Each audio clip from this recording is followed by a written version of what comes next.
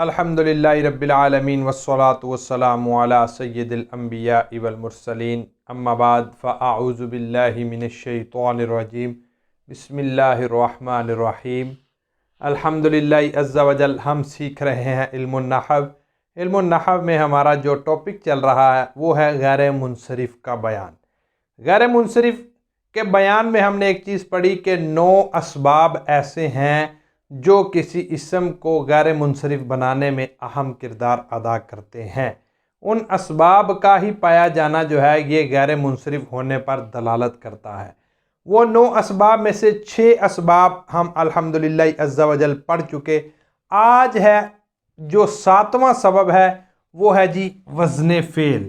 وزن فعل سے کیا مراد ہے؟ وزن فعل کی تعریف کیا ہے؟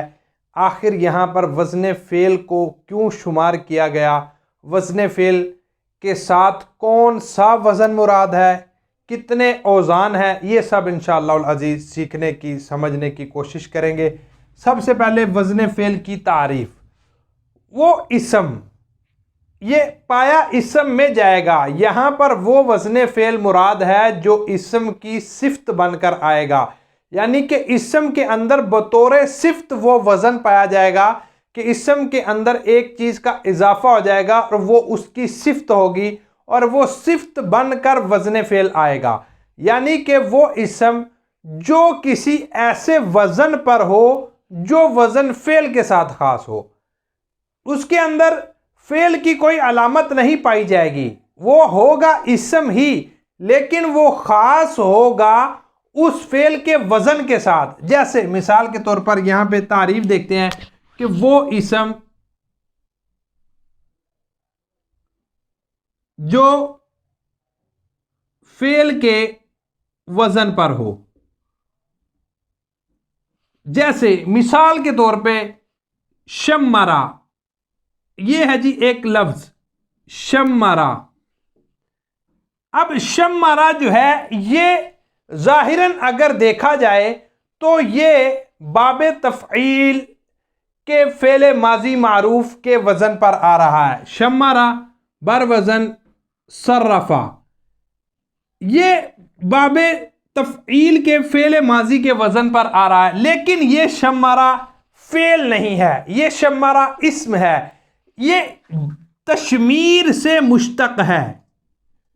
شمرا تشمیر سے مشتق ہے اور یہ وزن فعل، یہ شمرا جو ہے اس کے اندر اب یہ ہے اسم لیکن اس کے اندر فعل کا وزن بھی پایا گیا فعلا۔ اب یہ دیکھیں فعلا یہ فعل کا وزن ہے، صرفا شمرا، تو یہاں پر وہ اسم مراد ہے جس اسم میں فعل کا وزن پایا جائے۔ جو اسم فعل کے وزن پر ہو وہ اسم یہاں پر مراد ہوگا اور وہی اسم جو ہے وہ غیر منصرف کا سبب بننے کی صلاحیت رکھے گا۔ یعنی کہ شمرا جو ہے یہ اسم ہے، تشمیر سے مشتق ہے، لیکن یہ وزن ہے فعل کا۔ اب فعل کا وزن پر آنے کی وجہ سے یہ شمرا جو ہے یہ غیر منصرف کا سبب بننے کی صلاحیت رکھے گا۔ ایک اور مثال لے لیتے ہیں بزارا۔ اب بزارا جو ہے یہ تبذیر سے مشتق ہے۔ اب اس کے اندر بھی صرفا فعل کا وزن پایا جا رہا ہے۔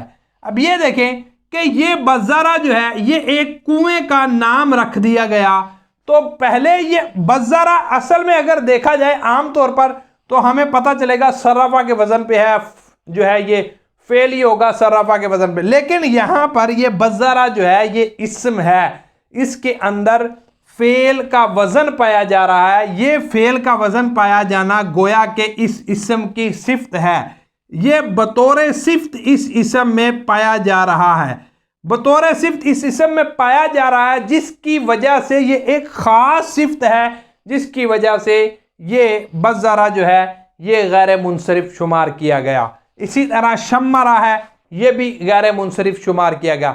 اور کوئی بھی اسم ہو اسی طرح جو فعل کے وزن پر ہو، تو وہ فعل کے وزن پر کوئی اسم ہے، وہ فعل کے وزن پر ہے، تو وہ اسم جو ہے وہ غیر منصرف میں شمار کیا جائے گا، بطور صفت وہ وزن فعل جو ہے اس اسم کی صفت واقع ہوگا۔ اب ایک تو یہ، اور دوسرا اب یہ دیکھیں، یہ ہے جی شمرا۔ ایک تو یہ ہے کہ وہ وزن فعل کے ساتھ، اب وزن فعل کتنے ہیں یہ انشاءاللہ الگ سے ہم آخر میں انشاءاللہ سیکھیں گے کہ کتنے اوزان ہیں جنہیں وزن فعل میں شمار کیا گیا۔ یہ تو ہے اس اسم کی بات جو اسم وزن فعل کے ساتھ خاص ہو، جو اسم ایسے وزن پر ہو جو وزن فعل کے ساتھ خاص ہو تو وہ وزن فعل میں شمار کیا جائے گا، تو وہ غیر منصرف ہوگا۔ اب اگر کوئی اسم ایسا دیکھیں کہ جو وزن فعل کے ساتھ خاص نہ ہو تو اس کے لیے کیا شرط ہے؟ اب جیسے وہ وزن جو ہے وہ فعل میں بھی پایا جائے اور اسم میں بھی پایا جائے۔ اب صرفہ جو ہے یہ وزن خاص ہے فعل کے ساتھ، اسم اس کے وزن پر آ گیا یہ ایک الگ بات ہے۔ اسم کا اس کے وزن پر آنا، اسم کا اس کے وزن پر آنا یہ اس کی اسم کی صفت واقع ہو گیا، لیکن اصل میں جو ہے یہ اسم ہے اور فعل وزن کے ساتھ خاص ہے، لیکن وہ اسم جو ہے وہ اس فعل کے وزن پر آ گیا۔ اب کوئی ایسا وزن ہے جو اسم کے ساتھ بھی خاص ہے، فعل کے ساتھ بھی خاص ہے، جیسے مثال کے طور پہ یہاں پہ مثال لے لیتے ہیں احمدو۔ اب یہ احمدو جو ہے یا احمرو یا احمدو آپ کوئی بھی لے لیں، تو اب یہ احمدو جو ہے یہ ایسا وزن ہے جو فعل کے ساتھ بھی خاص ہے، جو فعل کے اندر بھی پایا جاتا ہے اور اسم کے اندر بھی پایا جاتا ہے۔ یہاں پر اصل میں یہ وزن اسم کے اندر نہیں پایا جا رہا تھا، لیکن یہاں پر یہ فعل جو ہے یہ وزن جو ہے یہ اسم کے اندر بھی پایا جا رہا ہے اور فعل کے اندر بھی پایا جا رہا ہے۔ جیسے اسم کے اندر اسم تفضیل میں پایا جاتا ہے اور فعل کے اندر، تو لہٰذا یہ دونوں، یہ فعل اور اسم، یہ وزن جو ہے یہ اسم اور فعل دونوں میں مشترک ہے۔ اب اس کی شرط کیا ہے کہ آیا یہ اسم کب جو ہے غیر منصرف بنے گا؟ تو اس اسم کی شرط یہ ہے کہ اس کے شروع میں حروف عطینہ ہو۔ اگر حروف عطینہ شروع میں ہوگا تو وہ اسم جو ہے وہ غیر منصرف میں شمار کیا جائے گا، وہ اسم غیر منصرف کا سبب بننے کی صلاحیت رکھے گا۔ یہ ہم نے پڑھ لیا کہ احمدو جو ہے یہ اسم تفضیل ہے، ایسا وزن ہے، ایسا یہ اسم ہے کہ اس کا جو وزن ہے وہ اسم میں بھی پایا جاتا ہے اور فعل میں بھی پایا جاتا ہے۔ کوئی ایسا اسم آ جائے جو اس وزن پر ہو کہ اس کا وزن اسم میں بھی پایا جائے اور فعل میں بھی پایا جائے، تو اس کے لیے شرط ہم نے پڑھی کہ اس کے شروع میں حروف عطینہ ہو۔ اگر حروف عطینہ شروع میں ہوگا تو وہ غیر منصرف ہوگا۔ ایک اس کے ساتھ اور شرط ہے کہ اس کے آخر میں تائے تانیث نہ ہو، تانیث کی تا کو قبول نہ کرتا ہو۔ تانیث کی تا کو قبول کرے گا تو پھر وہ غیر منصرف کے وزن میں شمار نہیں کیا جائے گا۔ تانیث کی تا کو قبول نہ کرتا ہو، جیسے مثال کے طور پہ یہاں پر یعملو۔ اب یعملو جو ہے یہ عام طور پر ایسا وزن ہے جو فعل کے ساتھ خاص نہیں ہے بلکہ اسم میں بھی پایا جاتا ہے۔ جیسے مثال لے لیں جعفرو۔ اب جعفرو یہ یعملو جعفرو، اب یہ یعملو فعل کے وزن پہ ہے اور یہ جعفرو اسم۔ ایسا یہ فعل ہے، ایسا کلمہ ہے کہ جو فعل کے وزن میں بھی آ رہا ہے، اسم کے وزن میں بھی آ رہا ہے، لیکن یعملو یہ غیر منصرف نہیں ہوگا۔ کیوں؟ کیونکہ یہ تانیث کی تا کو قبول کرنے والا ہے۔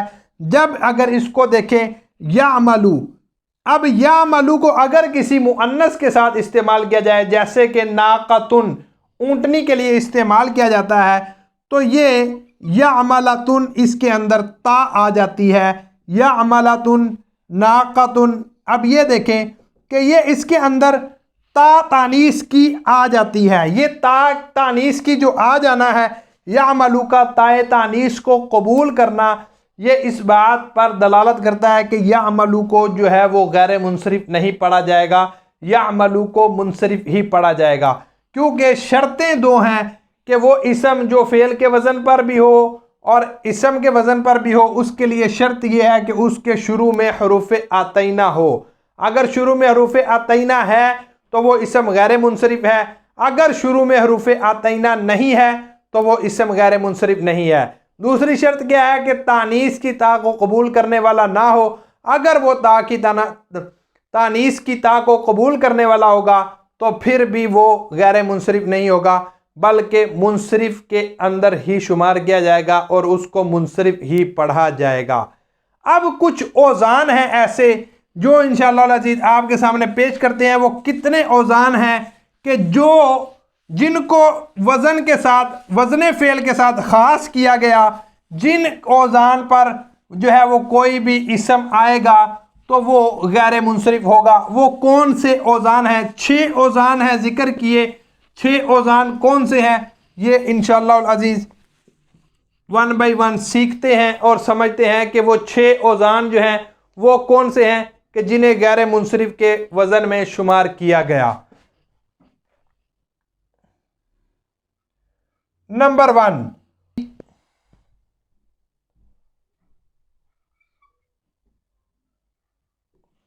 فعلا۔ فعلا پہلا وزن ہے۔ فعلا کے وزن پر کوئی اسم آئے تو وہ غیر منصرف شمار کیا جائے گا۔ نمبر 2، فعلا۔ فعلا کے وزن پر اگر کوئی اسم آئے تو وہ بھی غیر منصرف شمار کیا جائے گا۔ نمبر 3، فعلا۔ فعلا کے وزن پر بھی اگر کوئی اسم آئے تو وہ غیر منصرف شمار کیا جائے گا۔ نمبر 4، فعللا۔ اگر اس کے وزن پر بھی کوئی کلمہ آئے گا، کوئی اسم آئے گا تو وہ غیر منصرف شمار کیا جائے گا۔ نمبر 5، تفعللا۔ تفعللا کے وزن پر بھی اگر کوئی کلمہ آئے تو وہ بھی غیر منصرف شمار کیا جائے گا، کوئی اسم آئے تو غیر منصرف شمار کیا جائے گا۔ نمبر 6 پر ہے جی تفعللا۔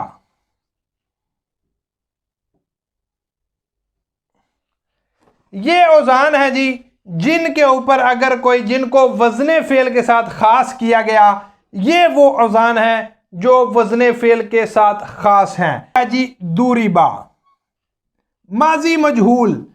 دوریبا کا وزن جو ہے یہ بھی غیر منصرف کے لیے خاص کیا گیا، کیونکہ مجہول کا ایک ہی وزن ہے فعلا۔